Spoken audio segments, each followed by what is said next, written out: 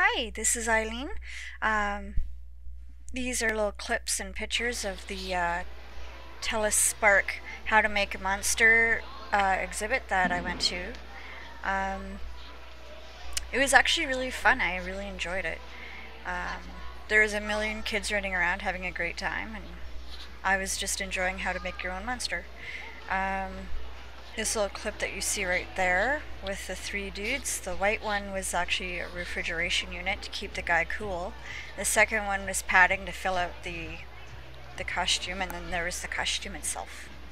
And then over here we have like the apes and how they went from concept to molding to latex and silicone pouring and mold making, and then the final product of actually putting the hairs in one by one into the costume, which takes, I think, a lot of dedication.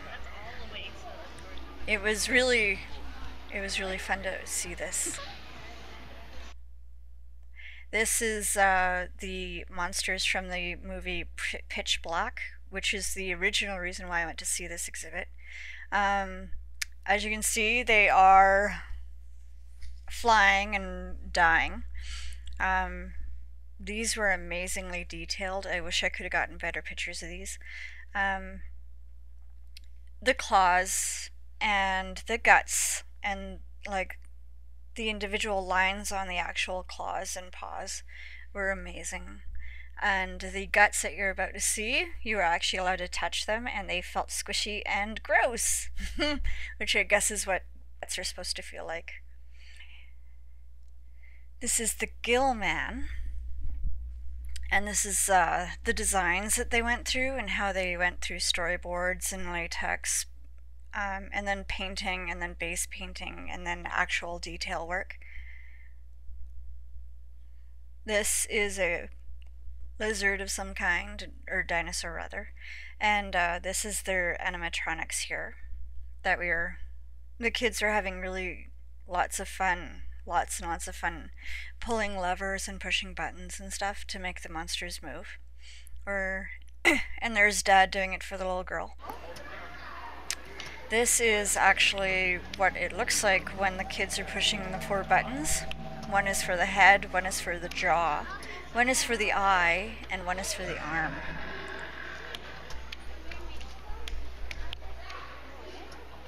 That's what he looks like with his skin on. The little girl that was there, she was hanging on to her mom. She obviously was terrified of the skinless one. This guy, he moved all by himself. Or not all by himself, but there was buttons and stuff. And what would happen is kids would push buttons, and he would do that. He could turn his head, and then the guy who's standing right behind him is actually attached. So whenever they move the head, it looks like the guy's arms are actually moving it, but really it's not.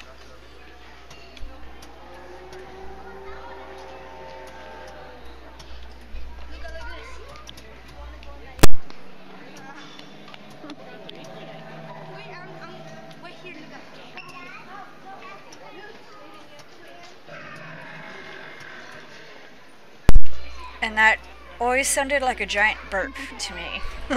I don't know if that's what they intended or not, but that's what it sounded like to me.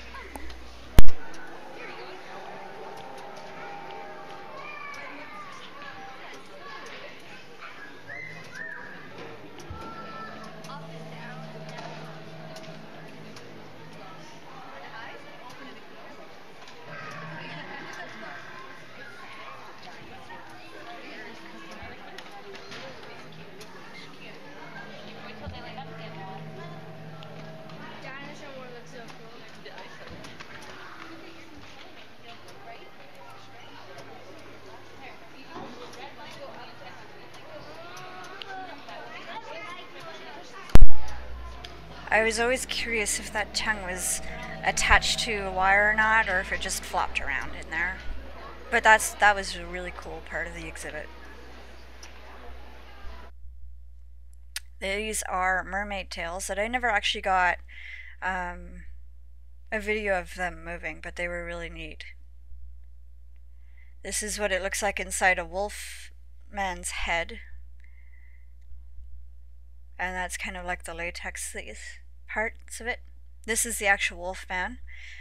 He didn't move at all, but they just kind of showed the lighting and the detail work that went into it, which is actually really quite astounding. Like, each one of those hairs was put in by hand, covered. This is a unicorn. It was really weird to just see half a unicorn. But it was actually, again, it was really detailed to the point where you could almost think it was real. This is Inspector Gadget, or the part where he runs into the sign. And he actually did move. I didn't capture any clips of him moving. He would smack into the top of the signpost and then kind of slide his way down. I repeat, could Tim and Henry Evan please come to the front of the house admissions desk? Thank you. These guys were little clay models that I assume people have made. They were really cute. They're called kid monsters, and they looked absolutely adorable. And again, I'm always astounded at the artistry that people have, the artist skills, the creativity. It always amazes me. I wish I had this kind of skill.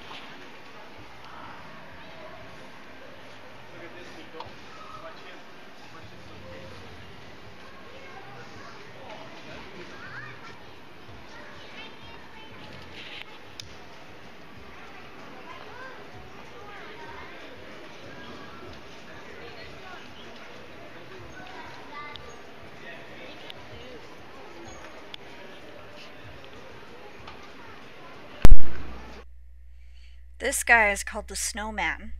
I'm not sure where he's from, like what movie he was from. But it took me a while to see that he was holding a cell phone.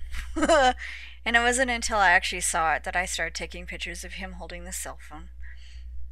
He was really cute. I wanted him to be my teddy bear. And that was a little statue of him right before the door. This thing was actually moved entirely by wind current. There isn't any engines or anything. This is all balancing. It's hanging from wires from the ceiling. And the only thing that makes it move is wind current. And it was so fluid and so balanced and so gentle. I wanted to take a picture of it, or a video of it moving. I wasn't sure which end was the beginning, and I think where I started was the beginning of the sculpture, I'm gonna call it, and then towards the end,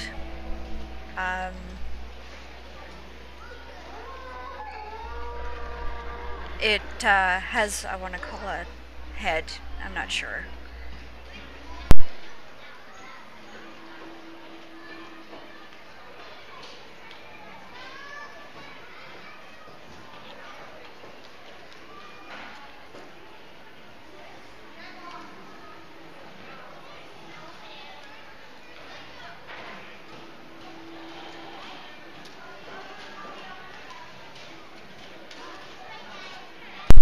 This is actually from a balcony that is on the same level as the sculpture. So you could get a really good see on all the little joints, and I'm going to call it wing work. This is from the bottom, so underneath it. It took a while for me to be able to get a recording here, because there's so many people watching it. Mostly adults, actually. Trying to figure out how it works. A lot of kids didn't even see it, I don't think. They were more fascinated with the other exhibits that were running, like, in and around the building. there was all kinds of other different little things that kids could get into and play with and stuff. I think this had like a calming influence on us adults.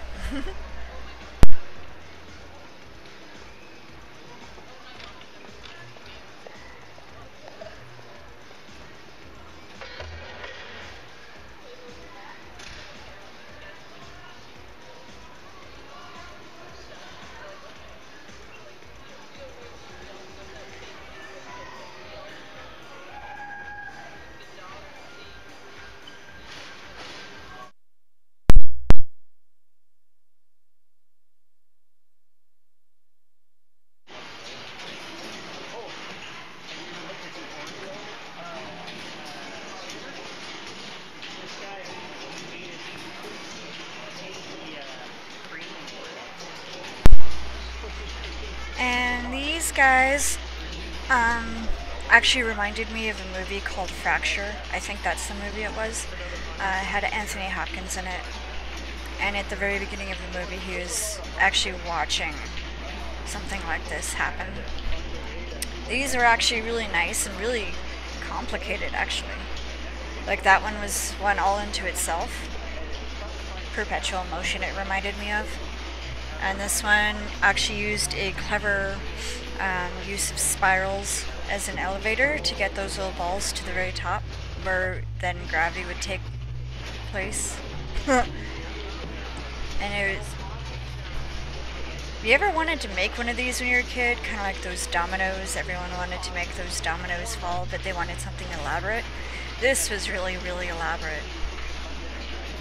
And it was actually fun to watch. Again, a lot of adults were watching this, trying to figure out where all the balls went or came from, and trying to figure out how they got up to the top and then worked their way down again. Kids were not as amused by this. I think it was not as actiony as they wanted. They couldn't play with it, I guess, so they didn't want to watch it.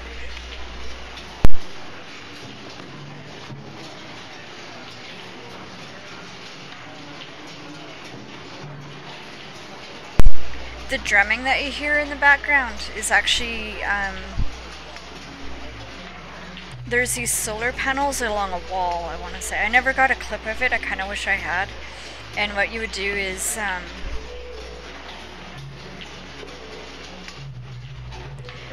you would shine the light on these solar panels and it actually would make a drum noise, which is kind of what you were listening to just there in the background.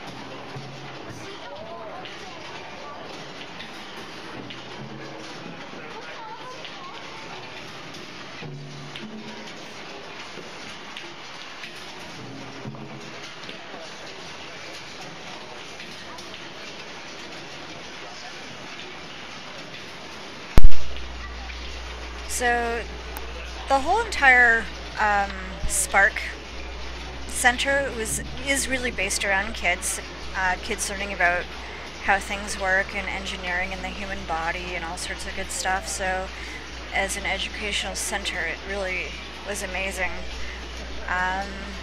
Watching the kids have so much fun learning was really inspiring, actually. Anyway, that's kind of it for this tour. Yeah, it started snowing when I looked out the window, so I think I might have been a meal here. I'm kind of short. This is the Peter Pan crocodile, so he's the one with the tick-tock clock happening on his stomach. I really liked his eye. That was fascinating. Anyway, leave a comment, hit the like button, and I'll talk to you guys later. Snowstorm.